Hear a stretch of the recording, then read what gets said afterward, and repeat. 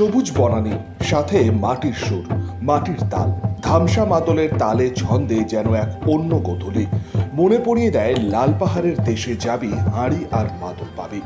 বনাঞ্চল কমিটির ব্যবস্থাপনায় এবং cultural and literary forum of বেঙ্গলের সহযোগিতায় পাণ্ডবেশ্বর বিধানসভার অন্তর্গত বাঁশগড়া অঞ্চলে মারিডি ফুটবল ময়দানে অনুষ্ঠিত হল জনজাতি মিলন অনুষ্ঠান।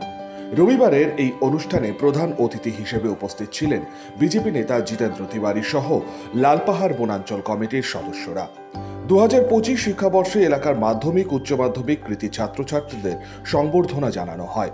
এছাড়াও এলাকার 14টি ফুটবল ক্লাবকে ফুটবল প্রদান করার পাশাপাশি এলাকার প্রায় 200 শিশুদের মধ্যে পড়াশোনা সামগ্রী বিতরণ করা হয়। ফুটবল বিতরণ কর্মসূচি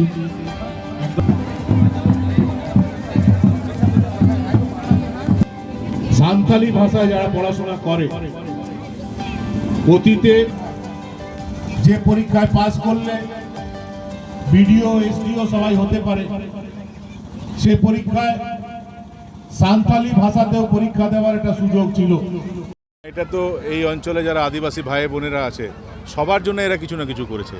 ছাত্রছাত্রীদের সম্বর্ধনা দিচ্ছে, যারা আদিবাসী ট্র্যাডিশনাল নৃত্য ধরে রেখেছে তাদেরকে সম্বর্ধনা দিয়েছে, যারা নবাগত শিশু যারা পড়াশোনা করছে তাদের জন্য তারা খাতা বইয়ের ব্যবস্থা করেছে, যারা খেলাধুলা করছে তাদের জন্য ফুটবলের ব্যবস্থা করেছে, সবার জন্য কিছু না কিছু ব্যবস্থা করেছে। সামগ্রিকভাবে পুরো আদিবাসী সমাজের উন্নয়ন হোক তার জন্য এরা চেষ্টা করছে, আমি এদেরকে সাধুবাদ জানাই।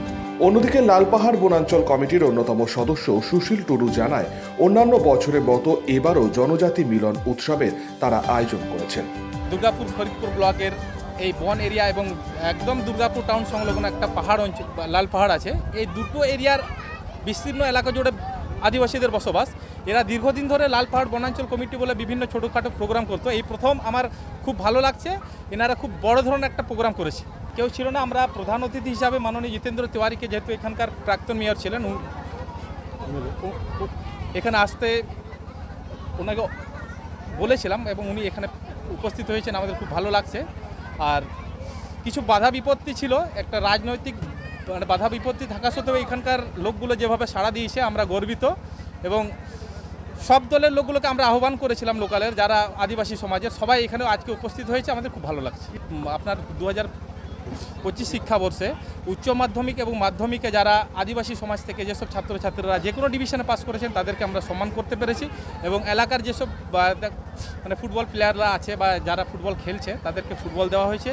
এবং মা বোনেরা এখানে একদম স্বতঃস্ফূর্তভাবে নিজেরা নৃত্য পরিবেশন করেছেন। এবং সমাজে আদিবাসী সমাজের একদম ছোট ছোট খুদে বাচ্চারা যারা আজকে স্কুলমুখী বা স্কুল যাবে তাদেরকেও আমরা একটা বই খাতা পেন্সিল দিয়ে একটা উপহার দিতে পেরেছি। বাস এইটুকুই আমাদের প্রোগ্রাম, এবং আগামী দিনেও এরকম সামাজিক প্রোগ্রাম আমরা করতে যেন পারি। এদিন এই অনুষ্ঠানে এলাকার আদিবাসী সম্প্রদায়ের মানুষজন আদিবাসী নৃত্য, সঙ্গীত ও আবৃত্তি পরিবেশন করেন।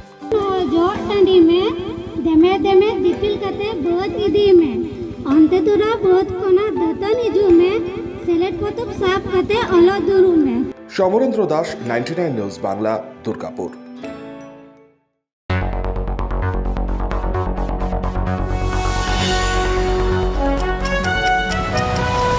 আপনারা দেখছেন 99 নিউজ বাংলা। বদলাবো আমরা।